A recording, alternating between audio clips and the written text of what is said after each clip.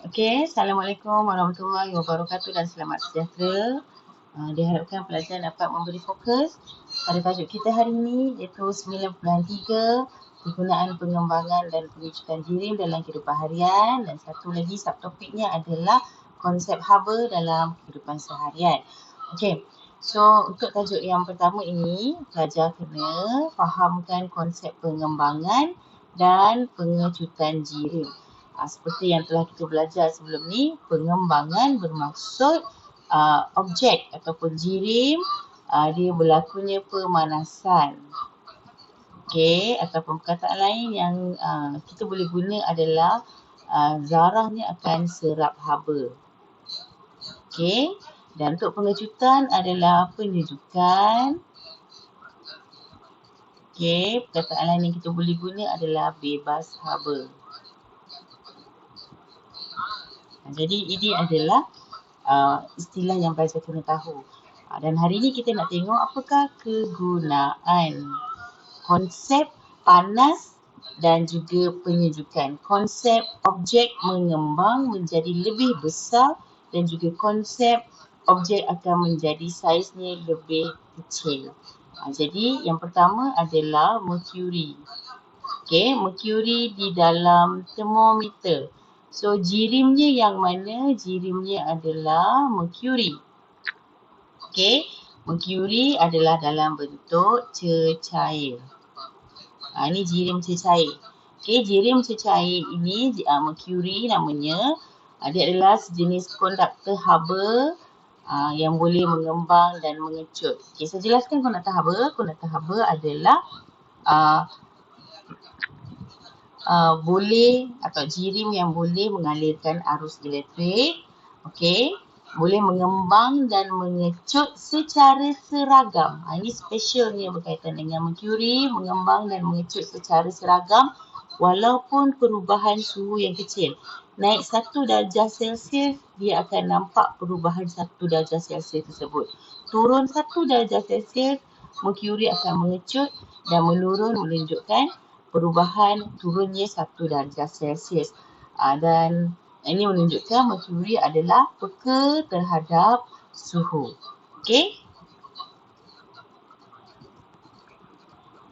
Baik, yang kedua, penggunaannya adalah kepada landasan kereta api.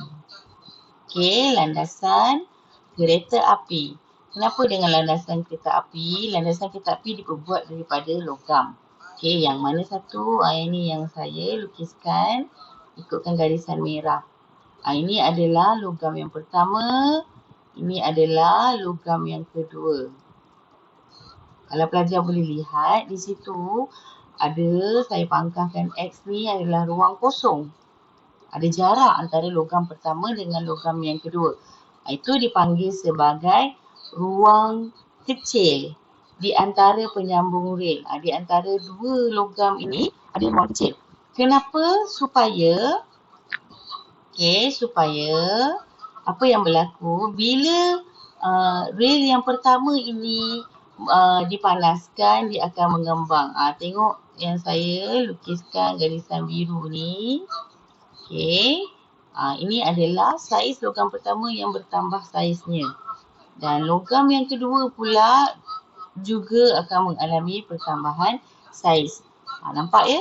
Ruang kosong itu akan diisi oleh logam yang telah mengembang. Okey? Jadi itu akan mengelakkan logam ataupun kurangkan risiko untuk landasan itu membengkok atau bertindih. Jadi tidak berlakulah keadaan macam ni lah, logam yang pertama akan naik atas logam yang kedua. Jadi tak berlaku keadaan macam ni. Kalau jadi macam ni, kereta api yang lalu akan tergelincir dan mudah jatuh. Okey, kegunaan yang ketiga adalah pada jambatan keluli. Kenapa dengan jambatan keluli? Okey, ni saya warnakan. Jambatan keluli warna kuning ni. Okay, jambatan ini dibuat daripada logam. Keluli ialah sejenis logam. Dan kalau tengok di satu hujung, okey, ada penggolek. Okey, saya warnakan merah kat sini penggolek. Okey, dan di satu hujung lagi tak ada penggolek. Dipanggil sebagai hujung yang tetap ataupun tidak akan bergerak. So, kenapa dengan bahagian penggolek? So, satu ni tetap, satu lagi ada penggolek dan juga ada ruang kosong. Okey, ada ruang kosong. So, apa tujuan dia? Nanti keluli ni dia akan mengembang. Saya lukiskan saiz dia yang bertambah besar, dia akan mengembang. Okay, bila dia mengembang, jadi satu hujung sini dia tetap, dia akan menolak jambatan keluli ni ke arah penggolek. Tujuan penggolek ni dia akan tolakkan ke kanan, ke arah penggolek. Jadi akan mengisi pada ruang yang kosong tadi tu. Penggolek ni bawakan ke arah kanan supaya isikan pada ruang yang kosong. Jadi jambatan ini tidak akan bertindih dengan mana-mana logam yang lain ataupun struktur binaan yang lain.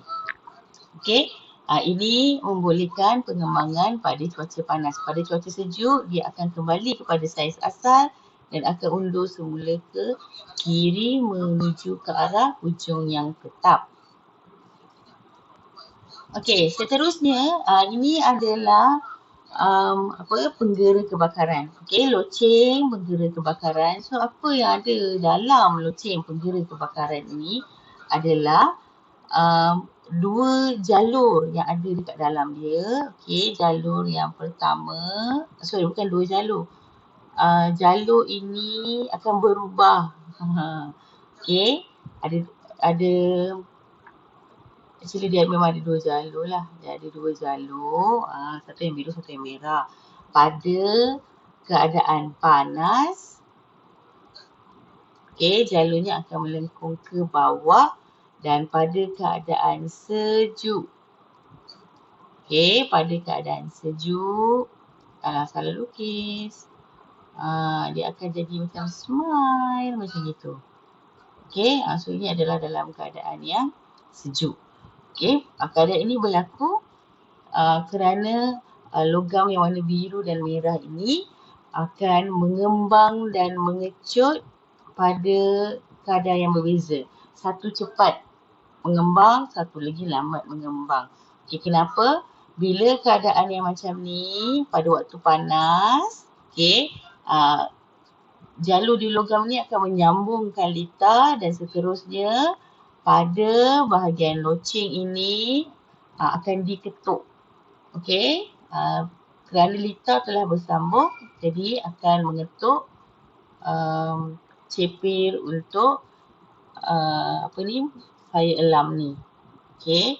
So ini adalah kegunaan yang keempat.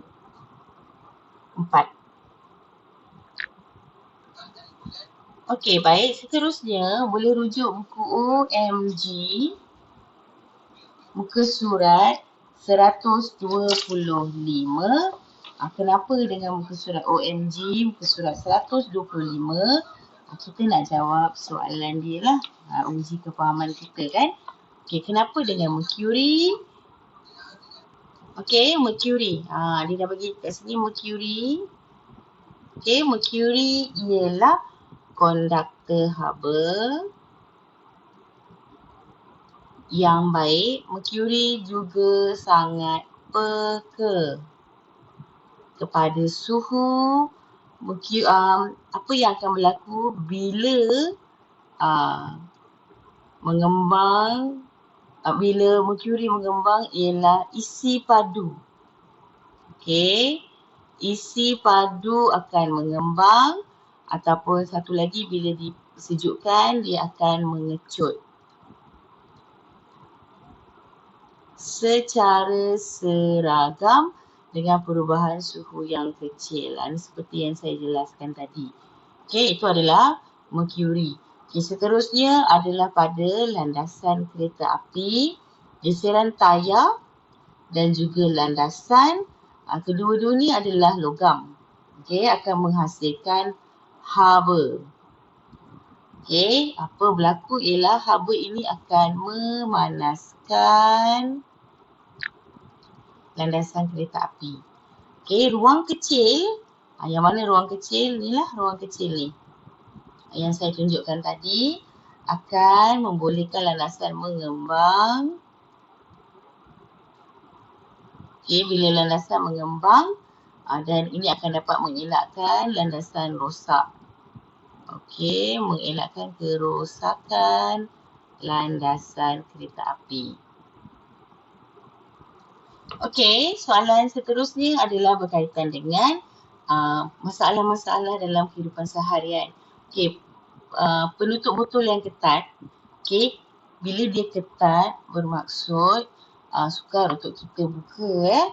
Okey, jadi apa yang kita akan buat ialah kita akan rendamkan penutup dalam air panas. Kita akan rendamkan dalam air panas. Kenapa nak rendam dalam air panas? Sebab air panas maksudnya akan menyerap haba akan mengembang. Okey, apa yang mengembang? Penutup botol lah yang akan mengembang. Okey, pemanasan akan mengembangkan penutup botol. Bila penutup ini dah bertambah saiz, besar sikit, jadi dia dah jauh daripada botol itu sendiri, mulut botol itu, jadi mudah untuk kita longgarkan dia. Okey, seterusnya bola pimpong yang kemik. Bola ni dah kemik kat sini. Jadi kita buat apa? Kita rendam dalam air panas. Okey, apa yang berlaku? Pemanasan ini dia akan buat apa? Dia, kalau air panas, ingat panas mesti kembang.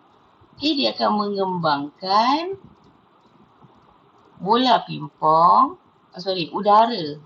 Dalam ni ada udara dan udara tu akan menolak dinding yang kemik tu, jadi dari dalam akan tolak keluar.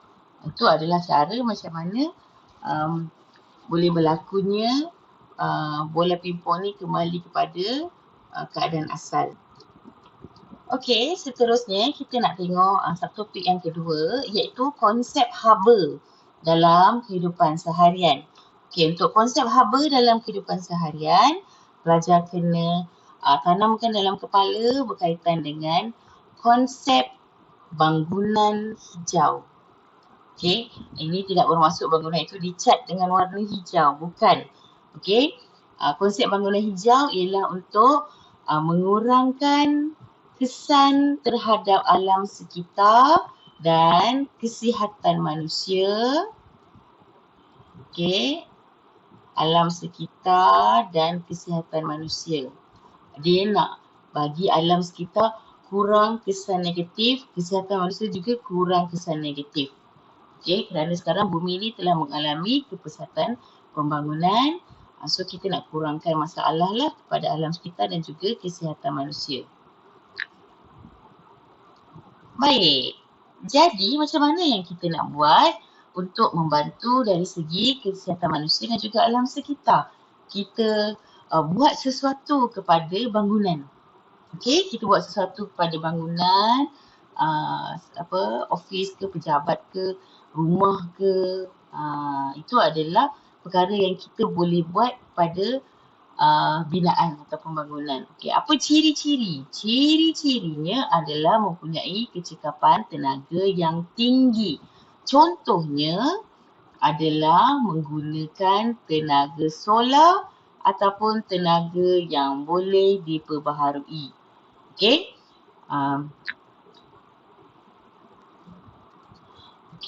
Tenaga solar, kalau pelajar pernah perasan, ada rumah-rumah sekarang ni telah memasang solar panel. Tujuan dia akan mengumpul tenaga haba daripada matahari, dan tenaga haba itu dikumpul dan digunakan oleh alat-alat elektrik dalam rumah. Jadi dia tidak menggunakan tenaga elektrik yang pada tenaga elektrik yang kita dapat daripada empangan. Okey, kita guna direct daripada tenaga cahaya matahari. Okey, tenaga yang boleh diperbaharui adalah tenaga yang boleh diperbaharui contohnya adalah tenaga solar lah yang macam saya jelaskan tadi, ataupun menggunakan sistem tenaga angin. Okey, tapi di Malaysia kita tidak ada lagi ya tenaga angin. Ataupun tenaga geoterma adalah tenaga yang kita dapat daripada bawah muka bumi. Di Malaysia juga tidak melibatkan tenaga geoterma. Okey, yang kita ada ialah tenaga biomas. Okey, contohnya pelet kayu, rumput yang dah dipotong, kotoran, dikumpul. Okey, dikumpul, bahan organik ini dikumpul dan tujuannya adalah untuk menghasilkan tenaga. Okey, dan satu lagi adalah tenaga hidro, iaitu kita guna perbezaan suhu antara permukaan laut dan juga perairan laut dalam untuk menghasilkan tenaga. Okey, ini yang pertama. Yang kedua, mesti mempunyai sistem pengaliran air, udara dan pencahayaan yang baik. Tujuan dia kita nak kurangkan pemanasan dalam bangunan dan kita nak elakkan pembaziran air. Okey, dan juga mesti guna bahan kita semula. Jadi ada 3 ciri-ciri bangunan hijau. Dan kalau pelajar boleh tengok pada gambar, selalunya mana-mana bangunan hijau akan ditanam dengan pokok-pokok. Tujuan dia tak ada yang lain lah sebab pokok ni adalah dapat memberikan sumber gas oksigen yang baik kepada mereka yang berada di sekeliling bangunan tersebut. Okey, dekat Malaysia, kat mana ada sistem ataupun bangunan hijau. Okey, kita boleh jumpa di Johor, Iskandar Malaysia itu Leisure One Farm Resort Central Spine. Okey, kemudian di Selangor, Eco Majestic Semenyih. Kemudian di Kuang Selangor, Bandar Gamuda Gardens. Okey, kemudian Sunway Resort City, Bandar Sunway Selangor. Kemudian Bukit Bintang City Centre di Kuala Lumpur. Okey, itu adalah 5 yang pertama lah. Bangunan kawasan yang mengamalkan ciri-ciri bangunan hijau. Okey, sebagai tugas, pelajar perlu lukis reka bentuk bangunan hijau dan label serta menulis nota ringkas apakah yang perlu ada pada bangunan hijau. Bangunan hijau yang pelajar buat sebagai reka bentuk. Pelajar boleh cari mana-mana sumber dari internet untuk menghasilkan lukisan dan nota reka bentuk bangunan hijau. Okey, mesti pelajar tertanya-tanya, kenapa nak kena ada bangunan hijau? Okey, kerana bangunan-bangunan menyumbang sehingga 18% daripada pelepasan karbon dioksida di dunia. Maksudnya bangunan-bangunan ini membebaskan 18% gas karbon dioksida. Tak bagus ke gas karbon dioksida ni? Kita kena faham konsep gas karbon dioksida ialah gas yang banyak menyerap haba. Jadi bila banyak menyerap haba, ini akan membuatkan haba terperangkap di kawasan tersebut dan ini akan mengakibatkan satu situasi yang dipanggil sebagai kesan rumah hijau iaitu pemanasan di kawasan tersebut. Jadi kita tak nak kawasan tu panas dan dalam masa yang sama kita nak kurangkan penggunaan tenaga-tenaga yang akan habis. Jadi kita akan guna sumber-sumber yang boleh dikita semula. So itu adalah perkara yang pelajar perlu lakukan, iaitu sila lukis reka bentuk bangunan hijau dan label atau buat nota ringkas sila buat dalam buku latihan. Alright, itu sahaja dari saya hari ini. So, Assalamualaikum warahmatullahi wabarakatuh dan selamat sejahtera.